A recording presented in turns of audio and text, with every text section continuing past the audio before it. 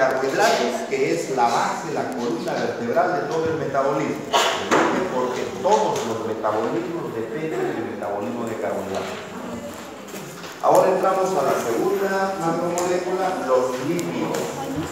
Lípidos que también son moléculas energéticas. Acuérdense, los lípidos tienen tres funciones en nuestro organismo. Estructural.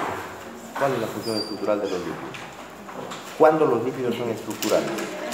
Las membranas. Forman las membranas, los fosfolípidos. Forman las membranas, estructuras. Los lípidos son reguladores. No me acuerdo nada de química, a pesar de que lo llevé 3 veces. Hormonas que son derivadas de colesterol, que son lípidos. Esa es su función reguladora. Y los lípidos son energéticos. ¿Cuáles son los lípidos energéticos? Esto. Es grasa. Todos los rollitos. Todos los rollitos. ¿Ok?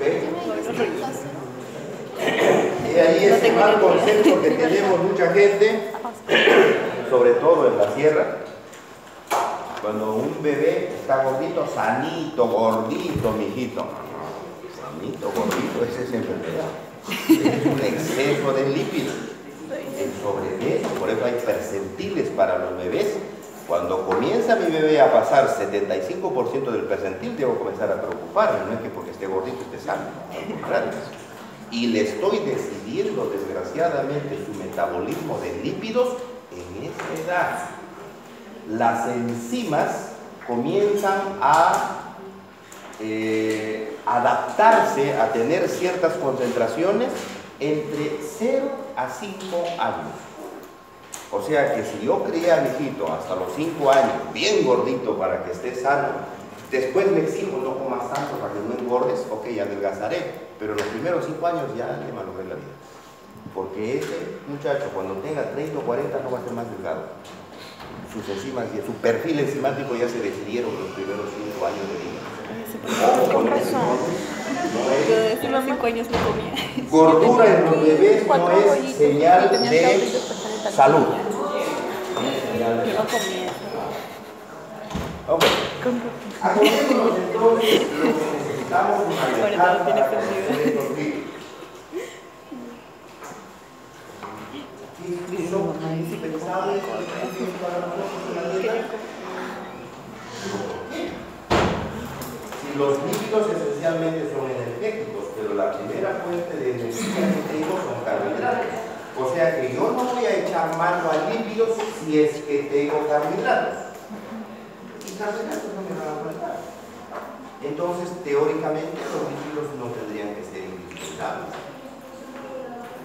Pero eso es muy poquito. Entonces, lo indispensable sería tal vez que un 5 o 10% de todo el metabolismo de lípidos, casi nada. ¿Sí? ¿Es cierto? No. Los estudios me dicen que no. Que a pesar que los lípidos son segunda fuente de energía después de los carbohidratos, sin embargo, el metabolismo de lípidos es un proceso muy activo. Sí está sucediendo. Hay varias razones que se especifican. De repente, después de ver esto, vamos a conocer un poquito más. O sea que mis lípidos estoy constantemente degradándolos y constantemente sintetizándolos. Aunque no los use para energía, los estoy sometiendo a un recambio constante. El metabolismo de lípidos es un proceso bastante activo, sí sucede, es bastante activo. ¿Necesito comer obligatoriamente lípidos? Sí, ya hay algunos lípidos que son esenciales, puesto que mis lípidos necesitan ¿cuántos tipos de ácidos grasos diferentes?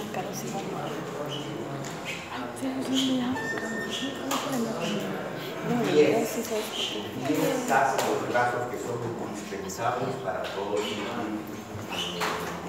Los ácidos grasos son de 3 tipos, o 2 grandes familias, saturados e insaturados. Y por eso digo de 3 tipos. Una de los saturados, los ácidos grasos saturados que tienen solo enlaces simples. Y de los insaturados, dos familias, mufas y pufas. Mufas, ¿quiénes son? Los monoinsaturados. Y pufas, los poliinsaturados. Eso necesito. Y de todos necesito 10 indispensablemente porque están en todos nuestros líquidos. 5 saturados y 5 insaturados. De los 5 insaturados, 2 son mufas y 3 son pufas. ¿Cuáles son los saturados? Antes de meterme a cuáles son los saturados, ¿qué es un ácido graso? Pues, es una barbaridad. ¿Qué es un ácido graso? Es un ácido carboxílico de cadena larga. Ese es ácido graso. Un ácido carboxílico de cadena larga. O sea, COOH y un montón de carbonos. Ese es un ácido carboxílico. No nos olvidemos que es COOH. No nos olvidemos que un ácido graso es un ácido carboxílico. O sea, tiene COOH. Debemos tener presente eso siempre porque van a terminar como acetil-CoA. Y el acetil-CoA es COOH. ¿Ok? Ese es un ácido carboxílico de cadena larga. ¿Y cuánto es cadena larga? Más de 20. Más de 18. ¿Cuántos carbonos es cadena larga? 18. ¿30 le puedo decir cadena larga? No, 20. ¿10 le puedo decir cadena larga? 20. ¿Cuánto es cadena larga? Lo de 18, creo. ¿Cuánto? 18, 20. 18, 20. 18 y 20. Creo. 18 y 20. 12 o más.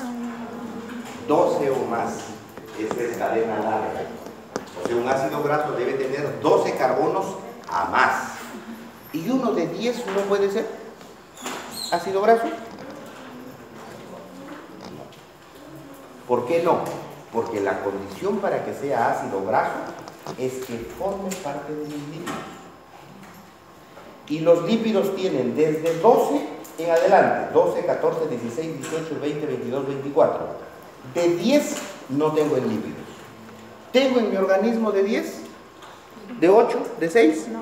Sí tengo, sí los tengo, pero no formando lípidos. Están siendo procesados, o sea, los estoy rompiendo o los estoy fabricando, entonces no lo tengo en lípidos. Si no lo tengo en lípidos, no es graso. ¿Okay? Será un ácido carboxílico grande, pero no es ácido graso. ¿Okay? Un ácido graso de 12 en adelante.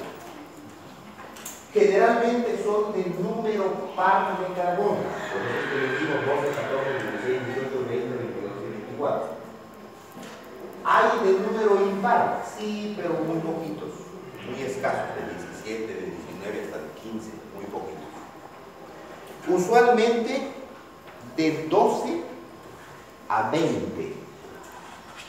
¿Hay más de 20? Sí, pero en algunos tejidos especiales, por ejemplo, tejido cerebral. Los ácidos cerebrónicos, el ácido lignocérico, el nervónico, oxinervónico, que tiene 22, 24 carbonos, se llaman por eso ácidos cerebrónicos. Solo están ahí, en los otros tejidos prácticamente no. O sea, me importan de 12 a 20. 12, 14, 16, 18, 20. Y decíamos que habían 5 saturados y 5 insaturados. ¿Cuáles son los 5 saturados? 12, 14, 16, 18 y 20 carbonos. Esos son los 5 saturados. Son indispensables porque todos mis lípidos los necesitan. ¿Okay? O sea, dodecanoico, tetradecanoico, hexadecanoico, octadecanoico e isocanoico. ¿Cómo se llama? Eicosanoico. Eicosanoico. ¿Ok? Ahí están los 5 saturados. Y 5 insaturados. 2 mufas y 3 pufas. ¿Cuáles son los mufas? El oleico, el 16 con 1. 16 con un doble enlace. Se llama palmitoleico. Palmitoleico. 18 con 1. Oleico. Oleico. En esos dos la insaturación está en carbono 9. y 3 pufas. Linoleico 18,2. Linolénico 18,3. Y araquidónico 20,4. 20,4. Esos son los 3 pufas. Nosotros podemos fabricar, o sea, podemos sintetizar. ¿Habla de que 20,4 son 4 dobles enlaces? Claro, 4 dobles enlaces. 20,4 significa 20 carbonos, 4 dobles enlaces. Ese es el araquidónico. Araquidónico. No me confundan araquídico con araquidónico. El araquídico es 20 saturados. El araquidónico es 20 con 4 dobles enlaces. Nosotros podemos fabricar todos los saturados y los mufas. Saturados y mufas los podemos fabricar. Los pufas, no tenemos enzimas para fabricar pufas. Por eso es que dependemos de la dieta. Necesitamos comer de los pufas. Necesitamos comer. ¿Dónde están mayormente esos pufas? Principalmente en vegetales, en semillas oleaginosas, maní, almendra, nueces, etcétera. Esas tienen montones de pufas, por eso son bien apreciados nutricionalmente por nuestro organismo. ¿Para qué usamos los pufas? Como cualquiera de los otros ácidos grasos, los usamos para fabricar nuestros lípidos, fosfolípidos, triacilgliceroles, etc. Pero además, algunos pufas, casi todos los pufas indispensables, los usamos para fabricar otras moléculas que mi organismo necesita en su metabolismo, esencialmente prostaglandinas, tromboxanos y leucotrienos. Prostaglandinas, hormonas que regulan un montón de, por ejemplo, dolor, hambre, está regulado por prostaglandinas. Leucotrienos y tromboxanos son moléculas asociadas al funcionamiento del sistema inmune. Los linfocitos necesitan muchos tromboxanos y leucotrienos. Los tromboxanos los necesito para la coagulación sanguínea. O sea, son moléculas indispensables y se fabrican a partir de pufas. ¿Qué pufas? Los pufas que tengan una determinada posición en el doble enlace contados a partir de la cola. ¿Qué quiere decir? Cuando yo tengo un ácido carboxílico grande, o sea, un ácido graso, por ejemplo, yo puedo numerar las posiciones del ácido carboxílico según Yupac como 1 desde el carboxilo, 2, 3, 4, 5 hasta 20 o hasta los carbonos que tenga. Pero yo puedo numerar según la nomenclatura corriente sin considerar el carbono 1 del carboxilo, comienzo en el siguiente como alfa. Alfa, beta, gamma, delta y así según letras del alfabeto griego. Y existe otra numeración donde puedo contar a los carbonos del ácido graso desde la cola. Y a ese de la cola se le llama omega, posición omega. Entonces, si yo comienzo a contar desde la cola, veo dónde está el primer doble enlace y ese me da la posición del ácido graso en nomenclatura omega. Si el doble enlace está en el carbono 3 contando desde la cola, es un omega 3. Si está en la posición 6 desde la cola, es un omega 6. Y hay 3 ácidos grasos omega que los uso para sintetizar prostaglandinas, leucotrienos y tromboxanos. Los omega 3, omega 6 y omega 9. Por eso es que estos ácidos grasos, omega 3, 6 y 9, tienen un especial interés metabólico para el organismo. Y todos los alimentos que contengan estos, les sube de precio en el mercado. Es más útil. ¿Ok? Para eso necesitamos entonces ácidos grasos. ¿Qué otra cosa necesitamos saber? En el caso que tengamos insaturados, nuestros lípidos con ácidos grasos insaturados tienen la insaturación en sí o trans.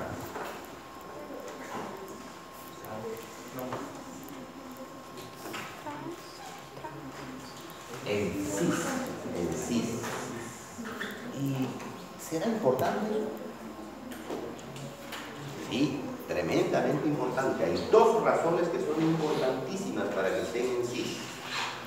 La primera es estructural. Porque si yo tuviese todos mis ácidos grasos solo saturados, serían como la colita sería como un serruchito. Y todos con serruchitos, entonces calzarían perfecto. Y las estructuras, si fuesen fosfolípidos de membranas o si fuesen triacilgliceroles de mis grasitas, serían muy rígidas, muy duras. Claro, estaría la estructura perfecta. Yo necesito romper un poco esa estructura para conseguir flexibilidad. Eso se llama fluidez en los lípidos. Una de esas razones es por la cual los insaturados están en cis. Porque si mi insaturado estuviese en trans, entonces tendría la colita, el doble enlace en trans y sigue la colita. Ese se ensambla bien. En cambio, si lo tuviera en cis, sería la colita, cis y sube para arriba. Uy, se dobló así. Me rompió toda la estructura. ¿Ok? Si es que hay cis. ¿Ven? Se curva en cis. ¿Por qué? Porque el cis tiene cadena larga, doble enlace, cadena larga del mismo lado y dos hidrógenos para acá. En el trans tendría que ser cadena larga, doble enlace y cadena larga para abajo y los hidrógenos opuestos. Entonces sigue la estructura. Esa es la importancia de tener cis. Esos ácidos grasos en cis rompen la estructura tan estable de los ácidos grasos para darme flexibilidad. Para darle flexibilidad a mi lípido. Primera razón por la cual deben estar en cis. Y la segunda razón es metabólica. Porque el metabolismo que vamos a ver nosotros ahora, cuando degradan, ahora vamos a ver solo catabolismo, o sea, la mitad solamente como rompo los ácidos grasos, los lípidos. Cuando se rompen estos lípidos, hay enzimas que solo reconocen trans. Bueno, sería desastroso que mis enzimas que rompan ácidos grasos reconocieran cis. Porque eso significaría que a un ácido graso de mi membrana o de mi triacilglicerol, la enzima lo podría romper, si lo ven en cis. La manera de asegurarnos que no se rompan los ácidos grasos de nuestros lípidos que están funcionando es que no sean reconocidos. Las enzimas solo reconocen trans, entonces a los cis no los ven, no los tocan. Solo cuando estén en trans los dobles enlaces. Ahora vamos a ver por qué en trans, porque durante la beta-oxidación se forma un doble enlace. Cuando lo vean en trans, lo van a romper. ¿Ok? Entonces, la segunda es una razón metabólica para asegurarme no tocar mis ácidos grasos. ¿Ok?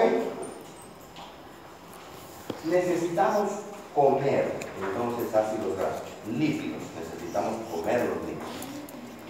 Y ahí hay una diferencia respecto,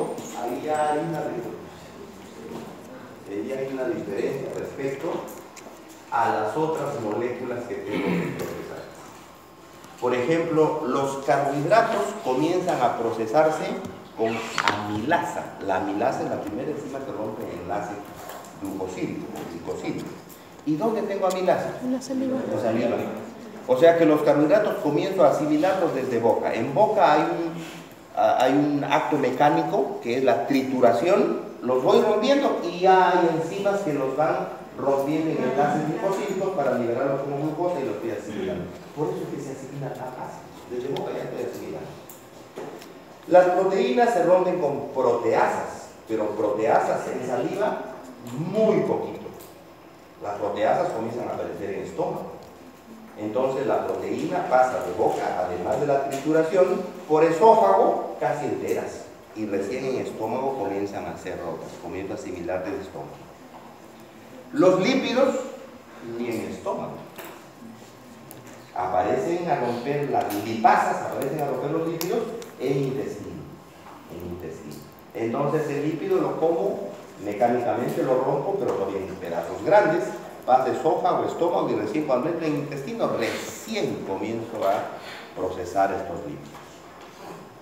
¿Y cómo los proceso? Tengo que emulsificarlos. ¿Por qué?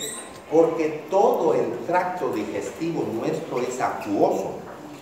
Y si es acuoso, es hidrofílico. Las grasas que comemos, los lípidos, son hidrofóbicos.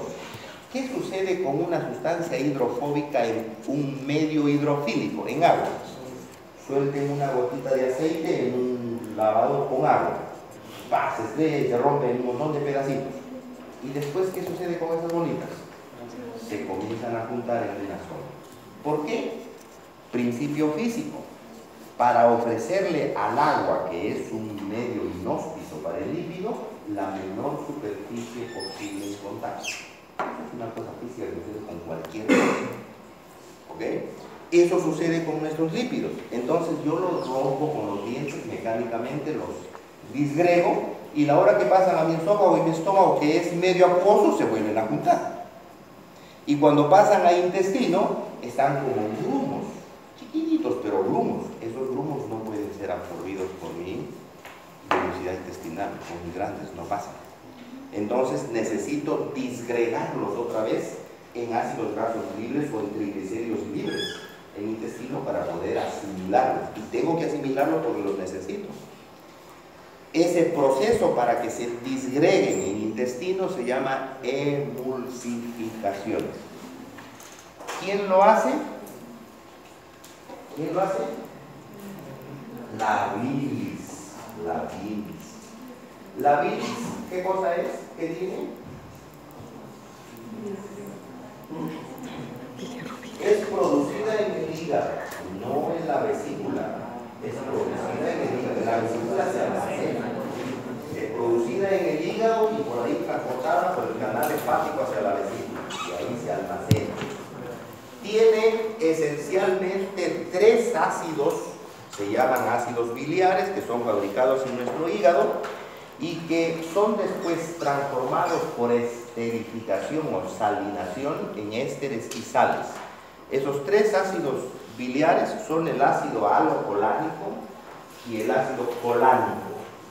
Y a partir del ácido colánico, nuestro organismo fabrica el ácido cólico. O sea, tenemos 3. Colánico, alocolánico y cólico. Colánico y alocolánico lo sintetiza el organismo. Y el cólico lo deriva desde el colánico. Y se salifica o se esterifica con sodio o con potasio, las sales, o se esterifica con glicina o con algunos otros aminoácidos, con taurina, con otras moléculas, forma ésteres. O sea, forma colanatos, alocolanatos y colatos de calcio, potasio o de glicina, de taurina, de otras moléculas. Entonces lo tengo como colato de calcio, colato de sodio, colato de potasio, colanato de taurina, alocolanato de glicina, etc. Y toda esa mezcla le llamo bilis. ¿Cuál es la característica de estos ácidos cólicos o de sus ésteres o sales? Es que tienen una región polar y una región no polar. Por eso es que los uso como emulsificantes. Cuando se mezclan con mis grasas, la región no polar se pega a la grasa, que es no polar. Pero por la región polar se disuelve en el agua, que es todo mi intestino. Y al disolverse en el agua lo jala a este ácido y al jalarlo, como está unido al lípido, lo desprende y saca un lípido. Y otro ácido saca otro lípido, y otro lípido, y otro lípido, y así lo diversifica, lo hace pedacitos chiquititos. Eso se llama emulsificación.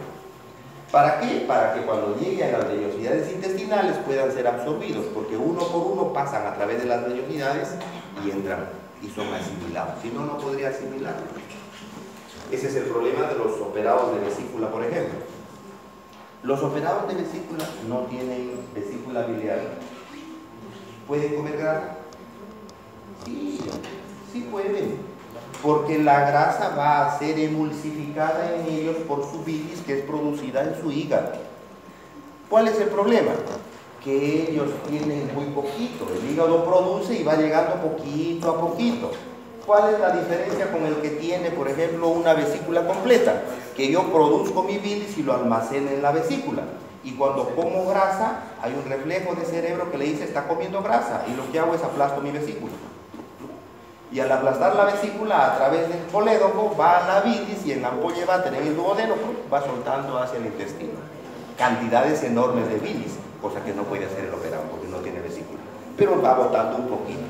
Si el operado de vesícula come más grasa de la que puede asimilar, de la que puede disolver o emulsificar su bilis, se ve una diarrea que puede ser hasta mortal. ¿Ok? Pero sí puede, porque está produciendo. Eso para que tengan idea de que los productos de la bilis no son producidos en la vesícula, son producidos en el hígado. La vesícula solo es el almacén de esos productos. Ok. ¿Cuál es el recorrido entonces de estos lípidos en el tracto digestivo? Los comemos, estómago, en el duodeno, en la ampolla son recibidos por la bilis y ahí son emulsificados. La bilis, las sales biliares, emulsifican a los ácidos grasos que pasan luego al intestino. En el intestino tenemos lipasas intestinales, y ahí se rompen el triacilglicéridos, tiene glicerol y 3 acidos. Las lipasas lo rompen y liberan glicerol y ácidos grasos. Glicerol y ácidos grasos. Estos ácidos grasos y otros son productos de ruptura por la mujer, son absorbidos por la glucosa intestinal y convertidos en triacilgliceroles. Ya rotos estos pedacitos pueden ser absorbidos por mis vellosidades intestinales y son llevados a sangre. Y ahí los puedo convertir otra vez con glicerol en triacilglicéridos, pero ya los tengo en sangre, ya los asimilé. De tubo digestivo pasaron a sangre. Menudo problema otra vez en sangre, porque la sangre es agua, es acuosa. Así que estos lípidos, en general, porque hay ácidos grasos, hay triglicéridos, hay fosfolípidos, no se disuelven en agua, no se disuelven en sangre. Así que se precipitarían y me bloquearían los vasos. Ahí necesito, para poder transportarlos, de transportadores sanguíneos que se puedan disolver en sangre. Lipoproteínas sanguíneas. HDL, IDL, LDL, VLDL y kilonitrógenos. Esas son las lipoproteínas. Estas tienen una parte proteica de las apolipoproteínas y estas proteínas tienen aminoácidos solubles en agua. Por eso es que la lipoproteína se disuelve en agua. Pero asimilan a los lípidos, o sea, se convierten en estructuras, en bolitas que tienen una superficie que se disuelve en agua por la parte proteica y el interior lleno de lípidos, y así se transportan en sangre. Así son llevadas en sangre hasta el hígado, esencialmente. Hacia todos los tejidos, todos nuestros tejidos pueden procesar lípidos, pero esencialmente hígado, adipocito y músculo. Los otros tejidos muy poquito, muy poquito. En estos tejidos que más procesan lípidos son asimilados en las células y metidos al interior de la célula otra vez, donde se convierten en el citosol de la célula en acil-CoAs. Ese va a ser el primer paso. Yo no puedo romper lípidos, no puedo procesar lípidos como ácidos grasos. Tengo que hacerlos como moléculas activadas. Yo no puedo procesar glucosa como glucosa en carbohidratos. Lo tengo que activar con fosfato, glucosa sin fosfato. Yo no puedo meter a mitocondria acetilos, no puedo procesarlo como acetilo. Tengo que meterlo como molécula activada, acetil-CoA. El cetoglutarato, ¿se acuerdan? En Krebs es muy estable. Yo no puedo procesarlo como cetoglutarato. Tengo que activarlo con CoA. ¿Ok? Con CoA.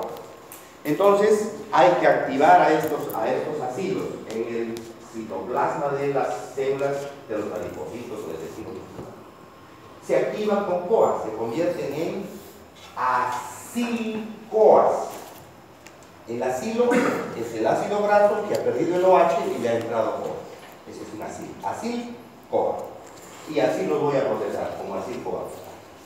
Los lípidos de la dieta son absorbidos en el tracto digestivo, transportados por sangre proteínas y almacenados en sangre en proteínas, las lipoproteínas, y almacenados y procesados en músculo y adipocitos principales. ¿Ok? ¿Cómo son estas lipoproteínas sanguíneas? Los lípidos son transportados en sangre por lipoproteínas sanguíneas. HDL, IDL, LDL, VLDL y kilomitrones. Los que dan solubilidad con sus apolipoproteínas. Acá está uno de estos gránulos, de estas lipoproteínas sanguíneas. Son bloques que tienen proteína en su superficie. Proteína, proteína, proteína. Por eso son solubles. Pero en su interior acumulan grasa, acumulan lípidos. Todos estos son triacilgliceroles. Triacilgliceroles y por acá hay colesterol. Colesterol generalmente más hacia la superficie de estos. Se diferencian entre ellos por su densidad. Y la densidad implica también tamaño. Las HDL son más chiquitas, las otras son más grandes. Y los micrones son enormes. ¿Okay? Pero se disuelven y por eso son transportados. Esto ha hecho que mucha gente mal hecho, ojalá ustedes no escuchen nunca después como médicos que digan, miren el colesterol bueno o el colesterol malo, que hablen de colesterol bueno y colesterol malo. No existe colesterol bueno y colesterol malo. El colesterol es una única molécula, ciclopentano, pedilofenantreno, 1H, 2 metilos y una colita de 8 carbonos. Ese es el colesterol, es el único, no hay otro. ¿A qué se refieren la gente, espero que ustedes no, cuando digan colesterol bueno y colesterol malo? Se refieren a quién transporta el colesterol, o sea, a cuál es esta lipoproteína. Y cuando hablan de HDL, colesterol bueno, dicen. Y cuando hablan de LDL, VLDL, kilomicrones, colesterol malo, dicen. ¿Por qué? Porque cuando se asimilan estos lípidos y son montados sobre las lipoproteínas, estos son llevados desde el centro de distribución, que va a ser el hígado, hacia los tejidos. Y tienen que ser transportados, el exceso, desde los tejidos hacia el hígado para ser eliminados. Cuando se van desde el hígado hacia los tejidos, tenemos una alta probabilidad de que se queden en los tejidos o en los vasos. Por eso es que cuando el colesterol es transportado de hígado a tejidos, le llaman colesterol malo. Y desde hígado a tejidos se transporta en IDL, LDL, VLDL y kilomicrones. Y cuando es transportado desde tejidos hasta el hígado para ser distribuido a su eliminación, dicen, lo estoy depurando, o sea, estoy sacando el colesterol. Y sacar el colesterol, dicen, ok, es bueno. Por eso, ¿y quién lleva hacia hígado? HDL. Por eso es que al HDL le llaman colesterol bueno. No es el colesterol, sino es quien acompaña el colesterol. Ahí estamos también abarcando otro concepto no muy correcto. El decir que llevar colesterol y lípidos de tejido a hígado es bueno y llevar de hígado a tejido es malo, eso no es correcto.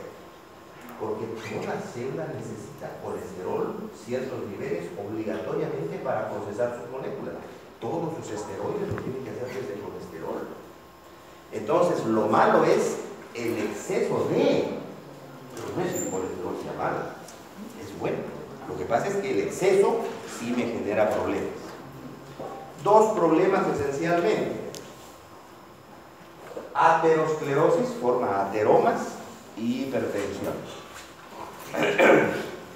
Si es que yo tengo mucho colesterol circulando sistémicamente en el organismo, la probabilidad de que este colesterol se ensamble entre los fosfolípidos de las membranas es muy alta, puesto que el colesterol tiene su ciclopentano, pedilofenantreno con un OH.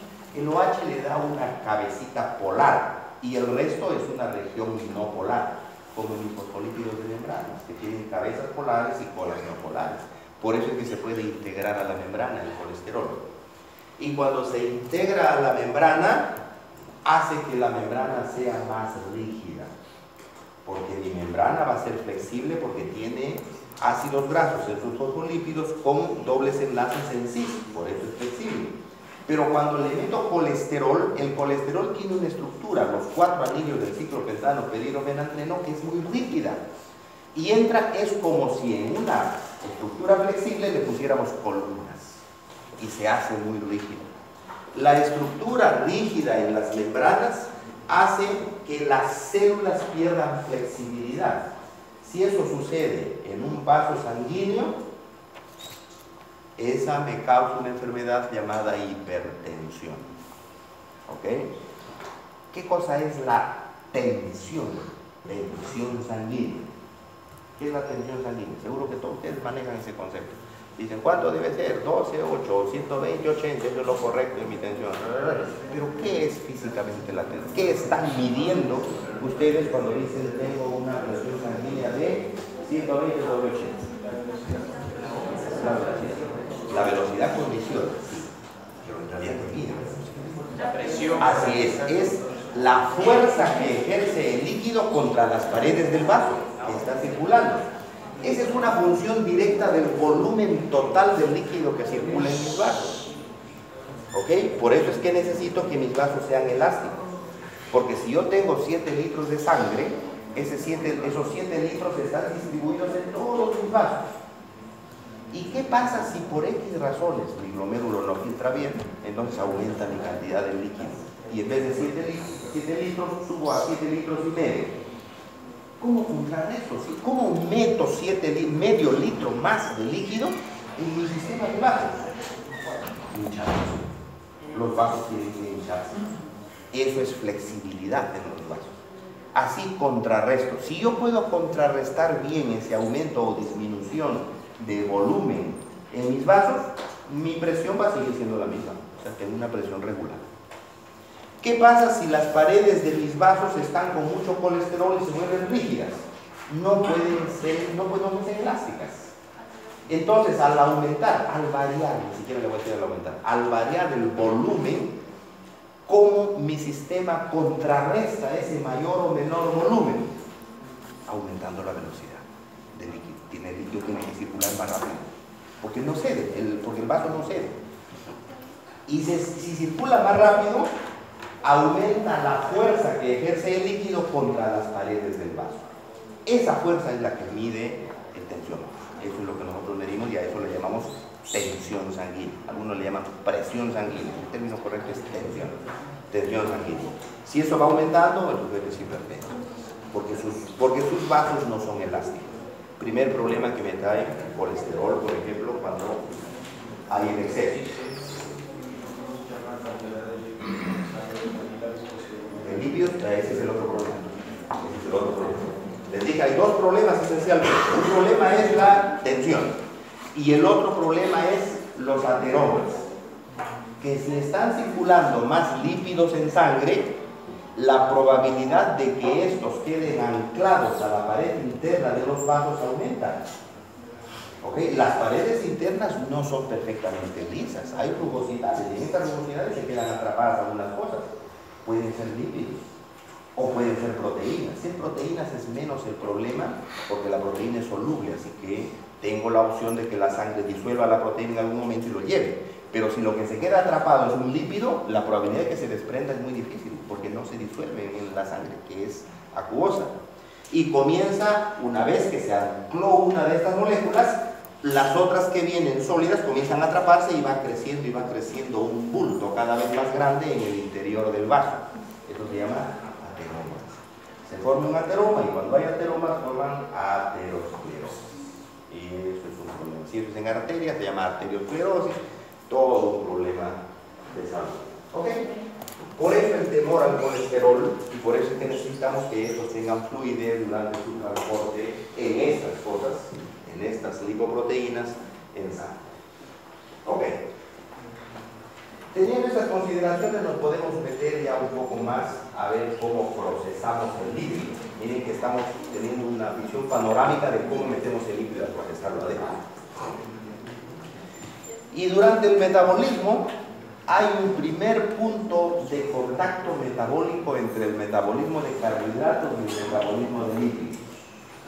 Se hace a través de dihidroxiacetona fosfato. ¿Se acuerdan? Eso lo vimos ya. La glucosa se rompe en dos triosas, dihidroxiacetona y gliceraldehído 3-fosfato. Solo el gliceraldehído 3-fosfato sigue la vía glicolítica, la dihidroxiacetona no. Sin embargo, la enzima que interconvierte a estas dos, dihidroxiacetona y gliceraldehído, se favorece con el sustrato gliceraldehído. Por eso es que lleva gliceraldehído a dihidroxiacetona, más o menos en una proporción 9:1. Quiere decir que en un sujeto normal, en un momento estándar, si medimos la cantidad de gliceraldehído y de dihidroxiacetona, encontramos por cada gliceraldehído 9 dihidroxiacetona. Eso parecía ser contrario a lo que deberíamos esperar, porque lo único que sigue la vía es el gliceraldehído. Entonces, ¿por qué lo llevo a dihidroxiacetona? ¿Cuál es la explicación? Lo dijimos cuando vimos glicólisis. Las reacciones de glicólisis en la segunda etapa están altamente favorecidas para la oxidación. O sea que una vez que tengo gliceraldehído, eso nadie lo tenga, se va hacia abajo. Pero ¿para qué voy a llevar yo hacia acetilo si tengo mucha energía? Yo debo de aguantar la vía. ¿Cómo se aguanta esa vía? Con la fosfodiesomerasa, que prefiere gliceraldehído llevarlo a dihidroxiacetona.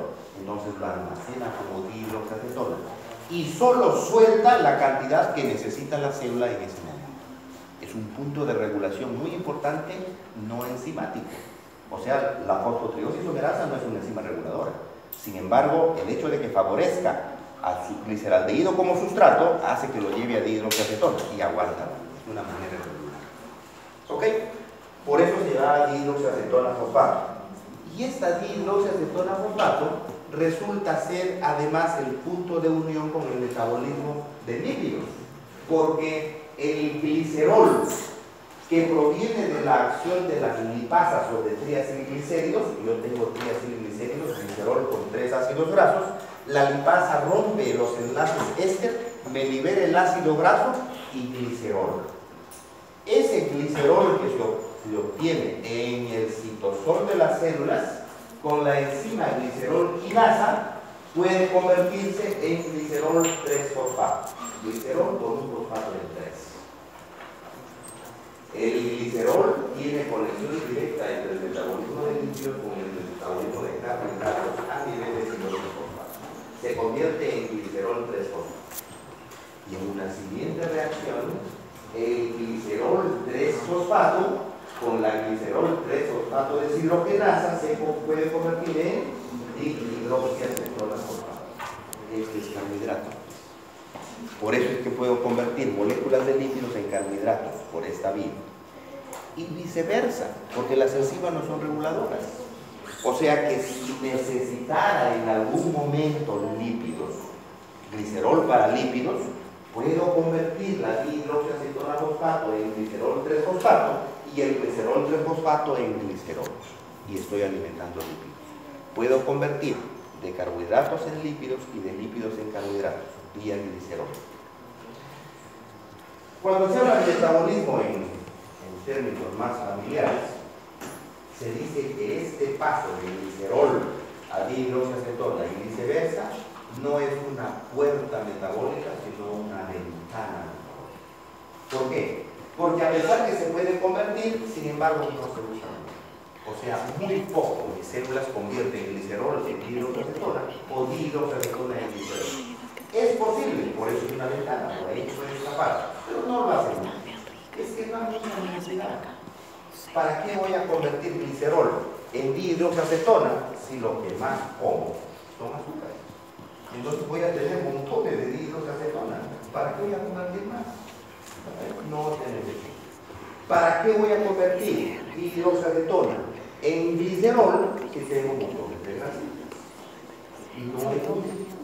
Repito, sin embargo, es una ventana. O sea, si hay un bloqueo, por ejemplo, en el caso de una enfermedad, la puedo usar. La puedo usar. Tengo las enzimas y la puedo usar.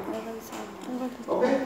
Esa es la nitrocetonas-fosfato, mediante fosfotriioxisomerasa se convierte en gliceraldehído 3-fosfato y esto ya es parte de glicólisis. Yo quiero que Así un puedo libro, meterlo. es que tengo que ir al fisio, en otro sitio. Ok, Si no me atrasan. pero les dije que el triacilglicérido con lipasa se rompe y me libera glicerol y ácidos grasos. El glicerol ya mi intestino lo puedo usar para sintetizar lípidos o lo puedo meter a carbohidratos si es que lo necesito. ¿Qué pasa con el resto? Con el ácido graso. Lo que necesitamos ver ahora. Ese proceso para catabolismo de estos ácidos grasos, o sea, catabolismo de lípidos en segunda etapa, se llama beta-oxidación. O sea, los ácidos grasos los voy a meter ahora en beta-oxidación. Beta-oxidación, para romperlos. Beta-oxidación de ácidos grasos para romperlos.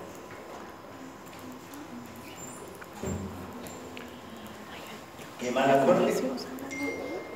Porque los ácidos grasos, los he roto con las lipasas, se han metido al citoplasma de la célula y están en el citoplasma de adipocitos, de célula muscular o de hepatocitos. Ahí están en el citoplasma de la célula. No pueden ser procesados como ácidos grasos. El ácido graso es muy estable, es un ácido carboxílico, como cadena larga, es muy estable. No pueden ser procesados. ¿Qué hago con las moléculas que se resisten a ser procesadas? Las activo. Los ácidos grasos deberán activarse con CoA para poder ser procesados. Tengo que activarlos con coenzima A. La coenzima A, esa molécula derivada del ácido pantoténico, esa es la que tiene que activar a estos ácidos. Pero no es fácil meterle CoA como meterle CoA a un carbohidrato. No es fácil meterle a un ácido graso, porque un carbohidrato es chiquito, un ácido graso es una cosa enorme. Entonces meterle el CoA no es tan fácil. Para poder meterle el CoA a un ácido graso muy grande, necesito convertirlo primero en una molécula activada más energética que con CoA. Y para eso se emplea ATP. Entonces la primera reacción, que es catalizada por la acil-CoA sintetasa,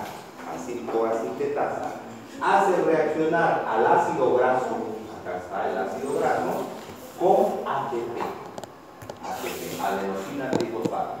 Adenosina y fosfato alfa beta gas, 3 fosfatos. ¿Para qué? Para romper del ATP un pirofosfato, que sale un pirofosfato, y lo que me queda AMP es unido al ácido. AMP unido al ácido. O sea, dándome un acil-adenilato o un acil-AMP. ¿Para qué hago esto? Es que la AMP es una molécula energética, es una cosa grandota con un fosfato que salga. Ahora sí puedo romperlo con más facilidad. Ya está activada como acil-AMP. La misma enzima acil-CoA sintetasa, reemplaza luego al AMP por CoA.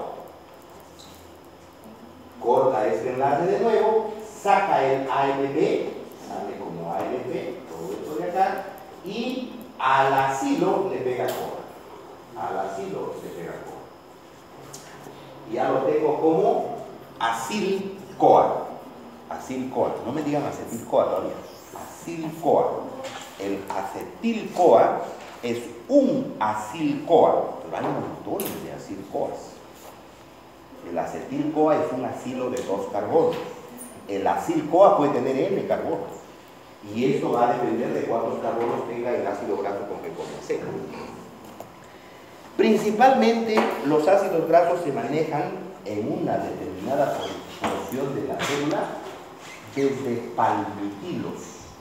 O sea, si el ácido es más grande que palmítico, más grande que 16 carbonos, entonces el procesamiento es algo diferente. Lo vamos a ver mejor cuando veamos en la próxima clase la síntesis. Se sintetiza hasta palmítico y de ahí se llama elongación, ya no síntesis, y la elongación es un proceso diferente. ¿Ok? Entonces, ya lo tengo como acil-CoA en citosol. Pero la degradación por beta-oxidación de estos ácidos grasos sucede en mitocondria. O sea que a este acil-CoA debo meterlo a mitocondria para comenzar a romperlo. ¿Qué pide? Porque la membrana mitocondrial no es permeable a acil-CoA. O sea, no puede pasar. No entra la membrana mitocondrial como acil-CoA. Existe, sin embargo, una molécula que sí pasa libremente la membrana mitocondrial. Es la carnitina. La carnitina pasa libremente. Y la estrategia de la célula es cambiar entonces el CoA del acil-CoA por carnitina.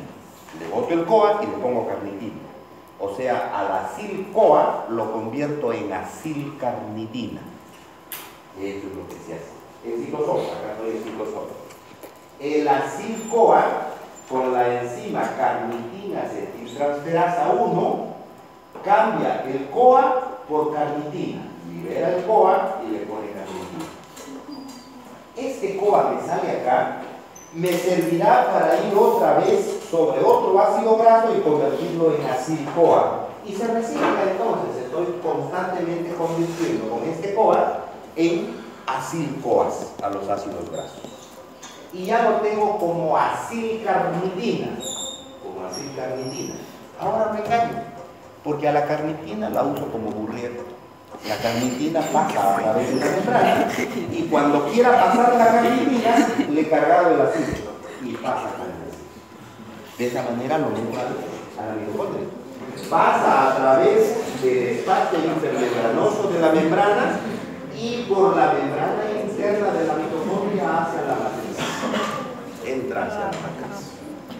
¿Ok? Ya la tengo en matriz dentro de la mitocondria, pero lo